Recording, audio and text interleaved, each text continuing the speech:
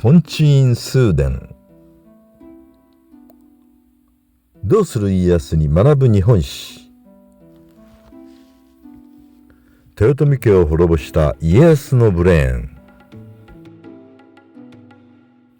金地院崇伝は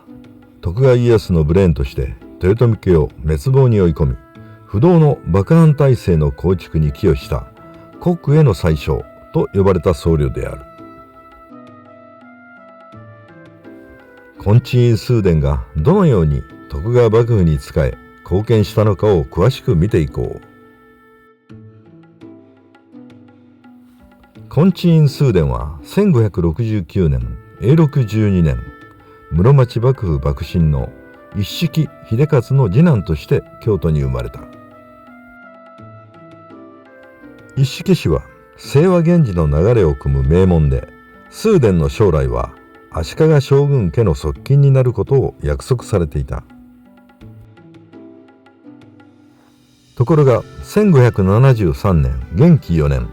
足利義昭が織田信長に追放されて室町幕府が滅亡する。そのため崇伝は幹事中最も格式の高い南禅寺で出家している。1605年慶長10年、崇伝は37歳で鎌倉五山で第1位の建長寺の住職となっている。さらにその年の3月には臨済宗五山派の最高位南禅寺270世住職となり、幹事の頂点に立ち、御用税天皇から賜を賜った。崇伝のあざ名は維新であるが、南禅寺の金地院に住んだことから金地院崇伝と呼ばれるようになった。崇伝は1608年慶長13年宗国寺の最小状態の推薦により徳川家康に招かれ、駿府に赴き幕政に参画している。崇伝は家康にその才気あふれる手腕を買われ、本田正純と共に幕府の外交部門を担当する。家康は当初貿易立国を目指していたため、崇伝は明や朝鮮をはじめタイ、ベトナムなど東南アジア諸国を担当。アジアとの交易をはじめ西欧諸国との接触、外交文書の起草や朱印状の事務取り扱いは崇伝が一手に引き受けるようになる。また崇伝は自社行政をはじめ宗教関係も担当となり、京都諸子大の板倉勝重と共に後の自社奉行の元となる組織で全国の自社を統括する。家康は当初貿易を優先し朱印船貿易を行うためキリシタンを黙認していた。ところが本田正純の与力でキリシタンの岡本大八がキリシタン大名有馬晴信から金品を搾取していた岡本大八事件が起こる。本田正信と正純親子は事件をもみ消すためにキリシタンの不祥事件として家康に報告する。そのため岡本大八と有馬晴信は共に家康の命令で処刑されている。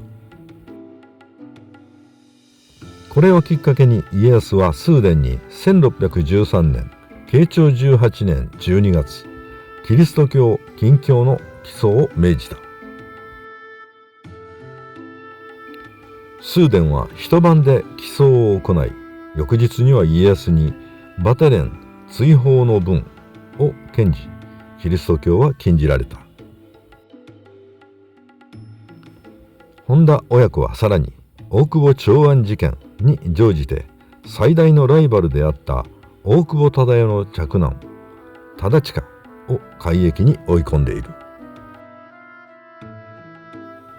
崇伝はおそば用人として権勢を振るう本田正信、正純親子と手を組んで家康に仕えた。崇伝は家康にその立案能力を高く評価され、寺院諸法度、武家諸法度、近中並びに公家諸法度の制定にも深く関わっている。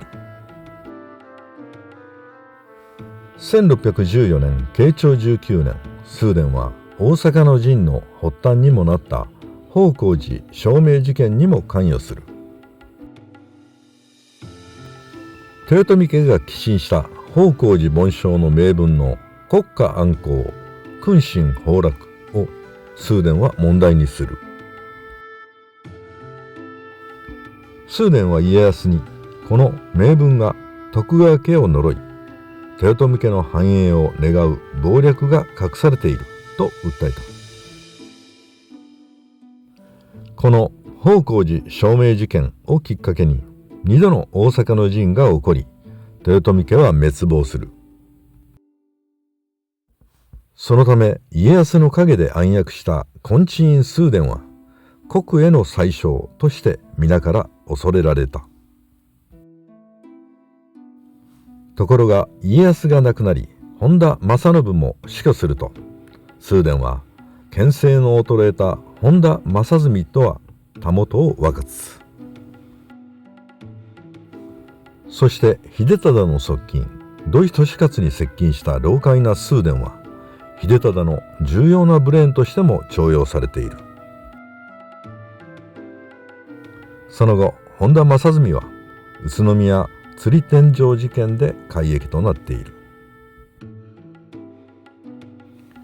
崇伝は天皇から地位を賜ったにもかかわらず、天皇の権威を失墜させた私恵事件にも深く関わった一人である。徳川幕府になってから天皇が持つわずかの権威が大徳寺や妙心寺の十字がまとう紫の衣の着用への勅許であった。ところが崇伝ら幕府首脳はこのわずかの天皇朝廷の特権まで剥奪する。これに反発した沢庵和尚らは流罪となり、後水の王天皇は大位に追い込まれ、秀忠の五女政子と天皇の間に生まれた皇女明正天皇が即位する。その結果、秀忠の血統は天皇家にも流れることになり、徳川家は名実ともに日本の支配者となったのである。金地院崇伝は徳川幕府の権力を不動のものにすることに大いに貢献して、1633年寛永10年64歳で逝去した。